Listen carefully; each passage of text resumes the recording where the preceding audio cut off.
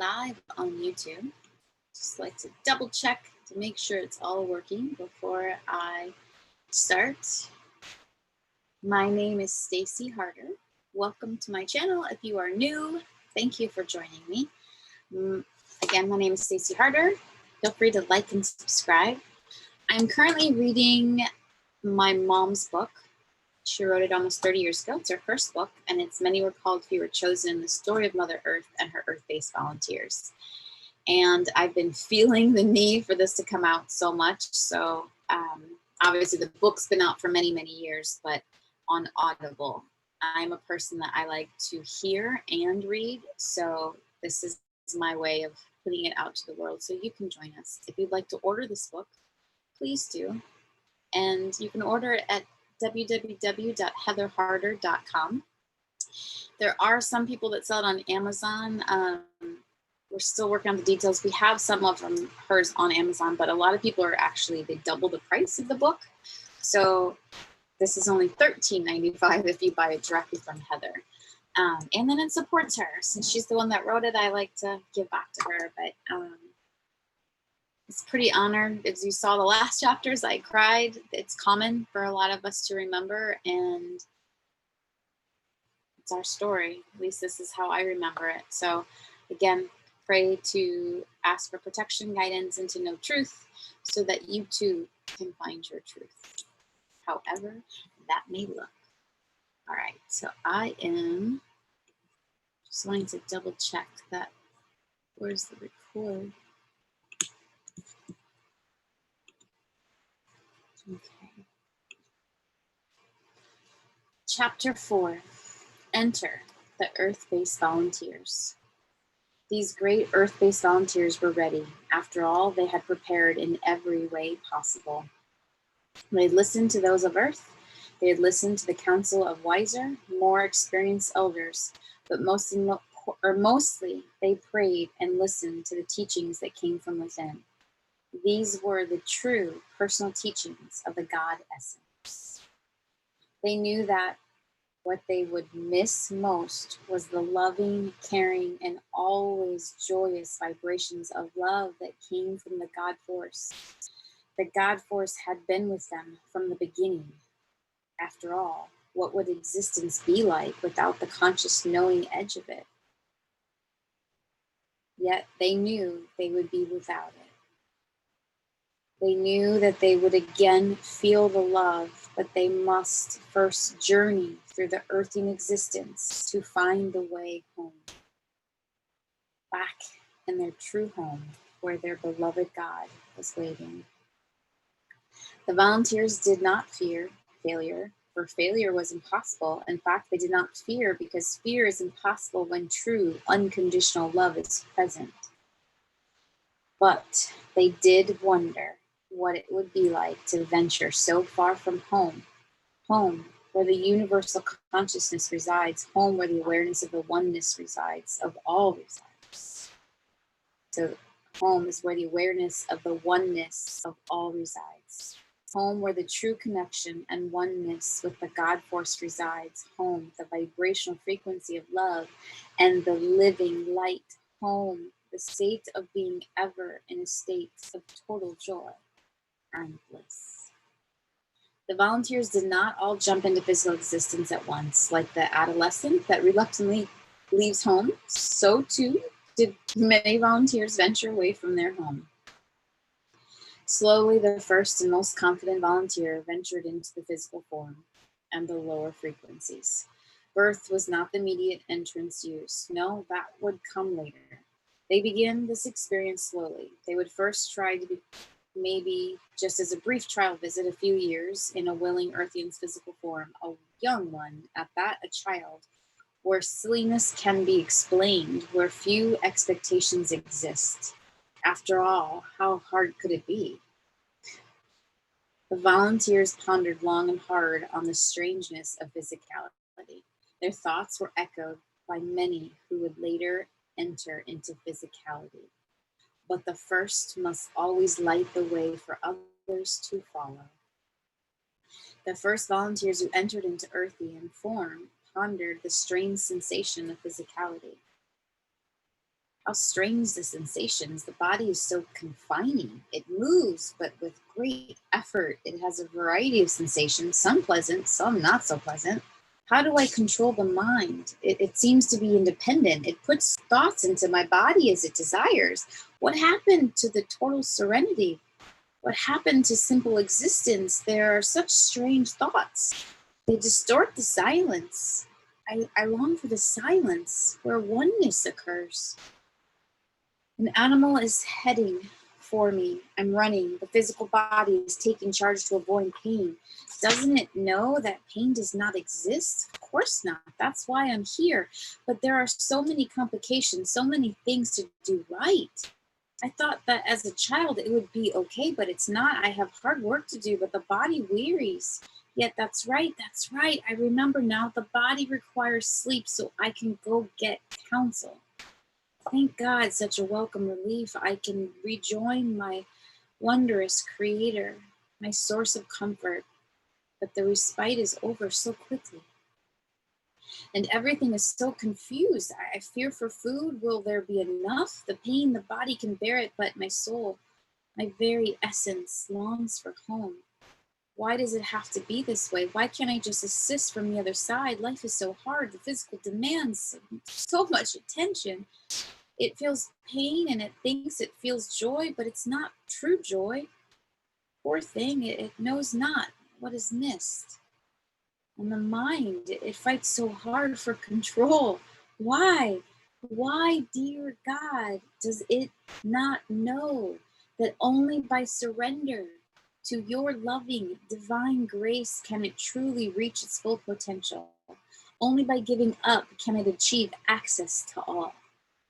Why does it not remember that as long as the mind and body control and choose the path, it remains forever locked in these lower vibrations? Only by letting go and giving it into God's will can humanity be lifted. God wants only the best for humanity. Why does humanity not see? Why does it not remember?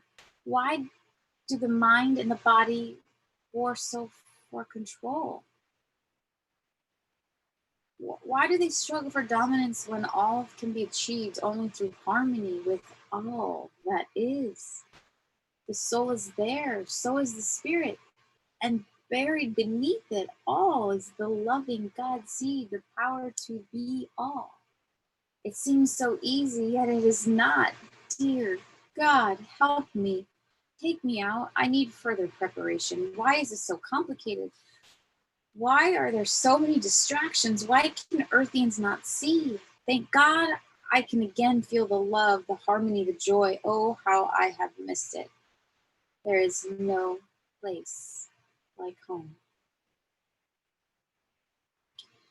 So ended the initial entry of an Earth-based volunteer.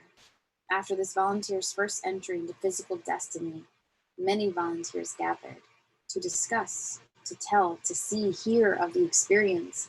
All were interested, all desired to help Earth, but they knew they could not help unless they too could cope with the strangeness of Earthian existence. Each wished to help and learn from the others. The volunteers pondered why Earthians had put themselves in such a position and why they kept themselves there. Still, they knew it was not their job to judge, for they knew the final outcome of all judgment. Humanity had been given choices. They had chosen, and they would continue to choose. These volunteers respected the divine plan which allowed for these choices. No, the volunteers knew that their job now was to help raise the vibrational frequency of Earth in order to ensure survival on the planet, or of the planet. After viewing this initial Earthen experience over and over, much as one would study a football film, other volunteers began to venture forth into the Earthen world. There were a variety of reactions. Some loved the physical sensations such as sex, food, drink, and found them to be full of pleasure. Others became caught up in the race for advancement. Could they do more, better, faster, bigger than another? And so it went. Some entered Earth much like children, jumping into a creek to enjoy the splash. Others hated the experience and grew angry and defiant. They demanded to know, why should these things happen to me? All the while, the God Force recognized that each volunteer was experiencing and growing in his or her own awareness of physical destiny. God loved them all and poured forth love to these volunteers. No matter what the final outcome, the God Source and all those who labored on behalf of the God Source recognized and honored the courage and commitment these volunteers had shown in agreeing to be a part of this Earthian rescue mission. After each initial physical life experience, they all gathered together to learn and prepare for the next experience, much like those who parachute gather on the ground to offer their congratulations, to share in the excitement of a first-timer. The first time someone jumps out of an airplane and lands safely, it is remembered and celebrated just as the volunteers remembered and celebrated their first entry into physical density. So physical density. The volunteers were beginning to see how humanity had become entrapped. When they were home, as in their divine frequency, they knew physicality was a game, and a silly one at that, but it was so easy to get trapped by the power of the illusion which made it seem real. They studied hard. Each descendant into matter caused the volunteer to become more determined to help. Each became more resolved to bring light and love to Earth. Each became more determined to help in whatever way possible. Often in these early descents into Earthian experience or existence, the Earth-based volunteers had chosen rather uneventful lives, no one important, no one of great consequence, although each in his or her own right was a superstar in their native land and in the eyes of God. Here on Earth, each had to struggle just to exist. Still, this was their finest hour. This was the beginning of their struggle on behalf of Mother Earth. And then they rested until again choose to re-enter the heaviness of Earth. Other, more courageous volunteers chose lives of power in which to introduce great learning, great wisdom, and light into the Earthian frequency. They made many contributions if they avoided judgments.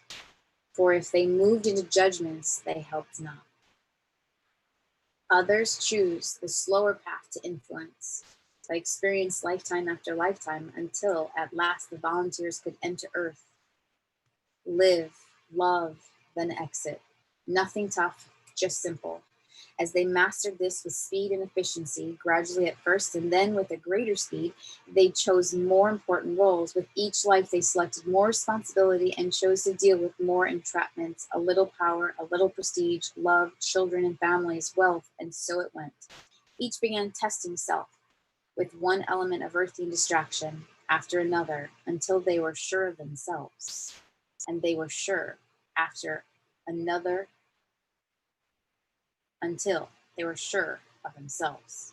And they were sure they could still operate with unconditional love. They knew that it was not the earthly distractions themselves that were the problem, but their reaction to them. The Earth-based volunteers had to avoid becoming entrapped by those distractions. Wealth did not have to be associated with greed and the fear of losing it.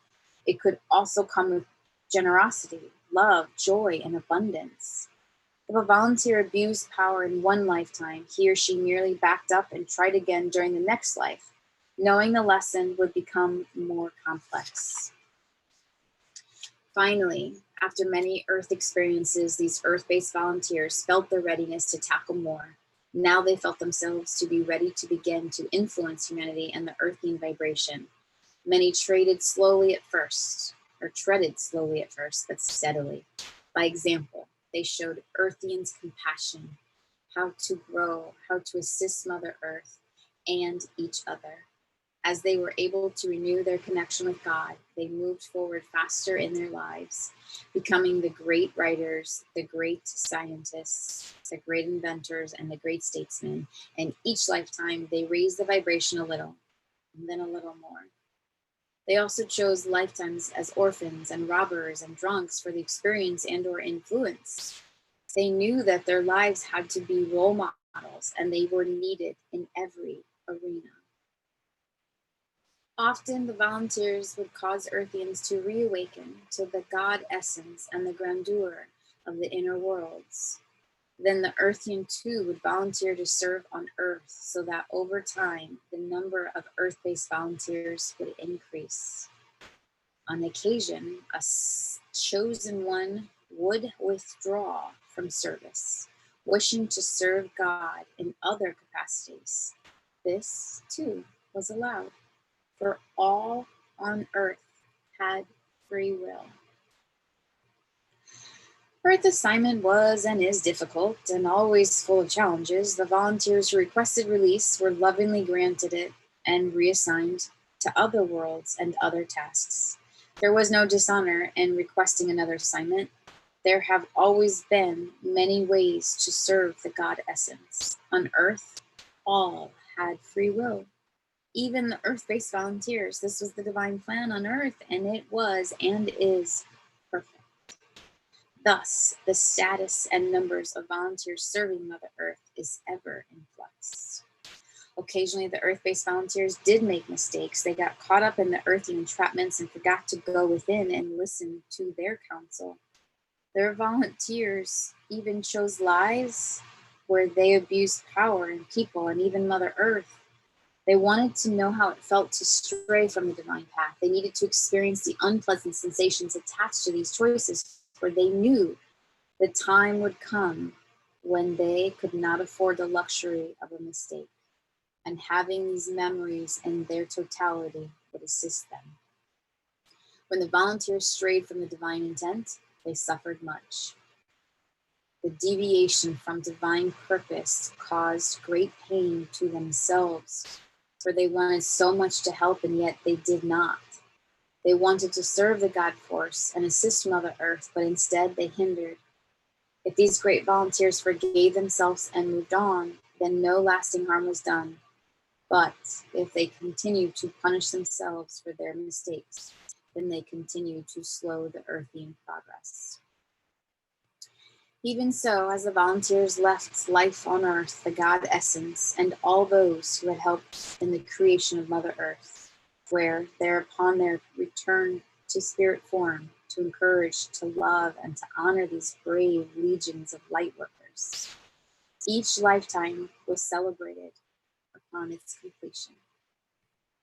The volunteers' presence on Earth was beginning to be felt. Often the volunteers themselves failed to recognize their own vibrational impact. They knew what could be if only the Earthians would surrender to the divine force. So they did not always appreciate their own slow but steady influence within the totality of the Earth vibration. Eventually, all the Earth-based volunteers could move in and out of the Earthian life, joining the birth, death, rebirth cycle until it too became natural for them.